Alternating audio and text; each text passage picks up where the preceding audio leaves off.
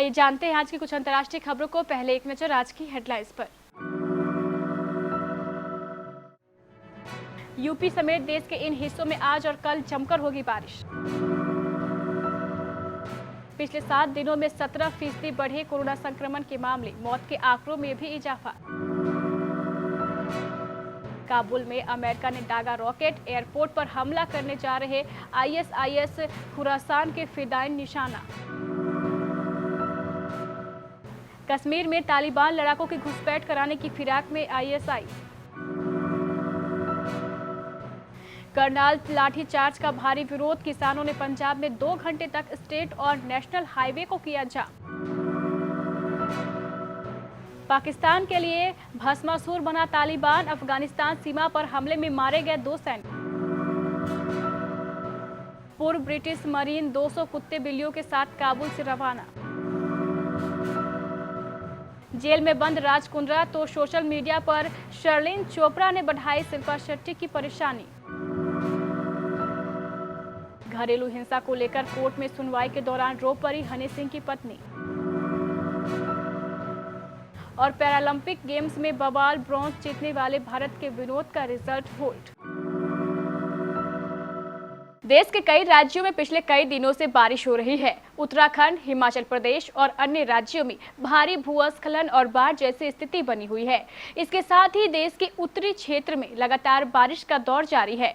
उत्तराखंड और हिमाचल प्रदेश की नदियां खतरे के निशान से ऊपर बह रही है, जिसके चलते राहत और बचाव दल ने नदी किनारे बसे कई गाँवों को खाली करा लिया है। वहीं आज सोमवार को भारतीय मौसम विज्ञान विभाग ने अनुमान जताया है कि अगले कुछ घंटों में उत्तर प्रदेश के आगरा, टुंडला और उसके आसपास के इलाकों में हल्की बारिश होगी।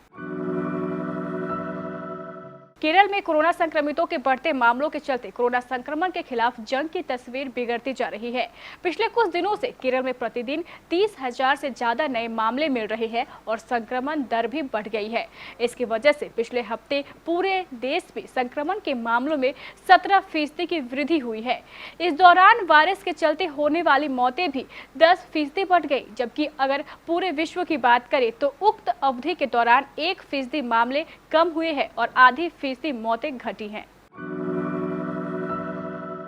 अफगानिस्तान की राजधानी काबुल में रविवार को एक और धमाके ने सनसनी फैला दी। शुरुआत में इसे आतंकी हमला समझा गया, लेकिन अमेरिका ने कहा कि यह उनका सैन्य अभियान था। अधिकारियों ने बताया है कि अमेरिका ने इस्लामिक स्टेट के खुरासान मॉड्यूल के आतंकवादियों को निशाना बनाया है। सेना ने इसे आत्मरक्षा में किया गया हमला बताया है। इससे पहले न्यूज एजेंसी एपी ने अमेरिकी अधिकारियों के हवाले से कहा था कि यह रॉकेट उस गाड़ी पर गिराया गया जिसमें इस्लामिक स्टेट के कई फिदायीन हमलावर थे और काबुल एयरपोर्ट पर अमेरिकी नागरिकों पर हमला करने वाले थे। तालिबान ने यह भी कहा है कि अधिकारियों ने बताया कि इस्लामिक स्टेट खुरासान के आतंकियों को निशाना बनाने के लिए रॉकेट दागा गया। यह आतंकी संगठन पश्चिमी देशों और तालिबान दोनों का दुश्मन है और गुरुवार को एयरपोर्ट के पास हुए हमले का जिम्मेदार भी। तालिबान लड़ाके कश्मीर में नया खतरा बन सकते हैं। कश्मीर से सटी सीमाओं पर उनकी मौजूदगी कुछ महीने पहले ही देखी गई थी। उस समय भी एजेंसियों को अलर्ट किया गया था। अब अफगानिस्तान पर तालिबान के कब्जे के बाद सुरक्षा एजेंसियां इस बात को लेकर खासी सतर्क है कि पाक खुफिया एजेंसी आईएसआईएस तालिबान को दी गई मदद के एवज में कश्मीर में तालिबान लड़ाकों की घुसपैठ करा सकती है। सुरक्षा एजेंसियों से जुड़े सूत्रों का कहना है कि अफगानिस्तान में मौजूदा हालात का असर कश्मीर पर क्यों हो सकता है, इसका आकलन विभिन्न स्रोतों से मिले इनपुट के आधार पर किया जा रहा है। सबसे बड़ी चिंता यह है कि कश्मीर में तालिबान लड़ाके घुसपैठ ना कर पाए। करनाल लाठीचार्ज के विरोध में किसानों का आक्रोश कम नहीं हो रहा है। रविवार को हजारों किसानों ने पंजाब की सड़कों पर उतरकर सभी महत्वपूर्ण राज्य और राष्ट्रीय राजमार्गों पर 2 घंटे के लिए यातायात अवरुद्ध कर दिया। शनिवार को पुलिस की तरफ से किए गए लाठीचार्ज में दर्जनों किसान घायल हो गए थे। लुधियाना में MBD mall, Jalandhar bypass, Jagraon और कुछ अन्य जगहों के पास विरोध प्रदर्शन किया गया। इस दौरान रविवार को 2 घंटे के लिए हाईवे को भी आंदोलनकारी किसानों ने जाम कर दिया। तालिबान का हिमायती बनने वाला पाकिस्तान अब इसका खामियाजा भुगतने लगा है।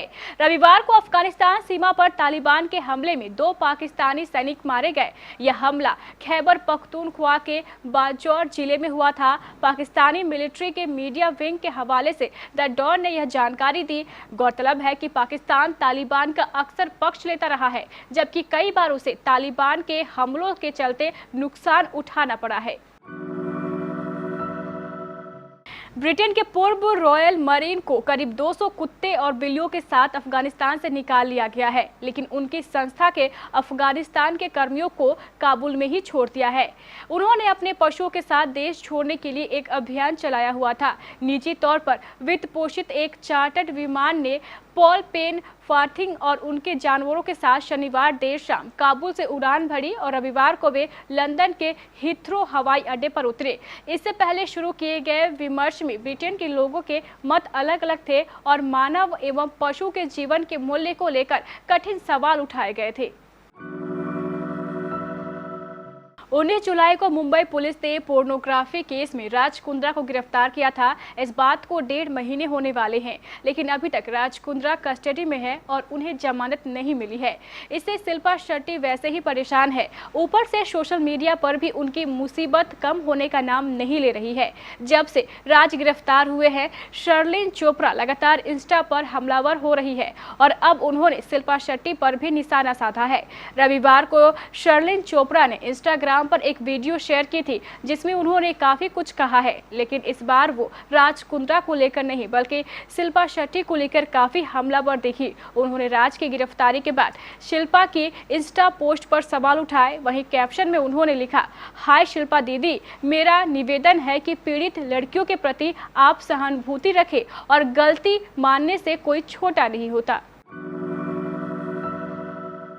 शनिवार को पंजाबी सिंगर हनी सिंह और उनकी पत्नी के बीच घरेलू हिंसा से जुड़े एक मामले में दिल्ली कोर्ट में सुनवाई हुई। सुनवाई के दौरान हनी सिंह की पत्नी शालिनी तलवार कोर्ट रूम में ही रोने लगी। उन्होंने मजिस्ट्रेट तानिया सिंह के सामने अपनी पूरी बात रखी। उन्होंने कोर्ट को बताया कि उन्होंने अपना अब तक का सफर कितनी कठिनाइयों से तय किया है। कोर्ट के सामने शालिनी ने कहा, मेरे पास कोई विकल्प नहीं बचा है। मैंने अपने लाइफ के 10 साल दिए हैं। मैं अपना सब कुछ छोड़कर उसके साथ खड़ी रही, अब उसने मुझे छोड़ दिया। इसके बाद मजिस्ट्रेट ने उनसे पूछा, अब आप कोर्ट से क्या चाहती हैं? आपकी शादी किस स्थिति में है? आप दोनों के बीच प्रेम कहाँ खो गया? मजिस्ट्रेट ने कहा है कि यदि ये मामले सुलझ जाते हैं तो ज़्यादा बेहतर होगा। मजिस्ट्रेट ने शालिनी से एक बार फिर इस बारे में सोचने का सुझाव दिया है। टोक्यो पैरालंपिक गेम्स में भारत के लिए रविवार का दिन शानदार रहा।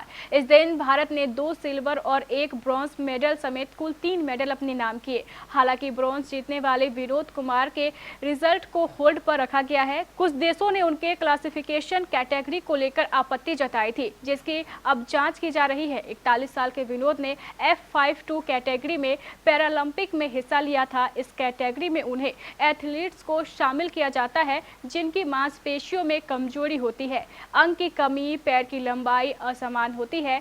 ऐसे खिलाड़ी व्हीलचेयर पर बैठकर कंपटीशन में हिस्सा लेते हैं। पहले भी 22 अगस्त को विनोद का टेस्ट हो चुका है, जिसमें वे पास हो गए थे।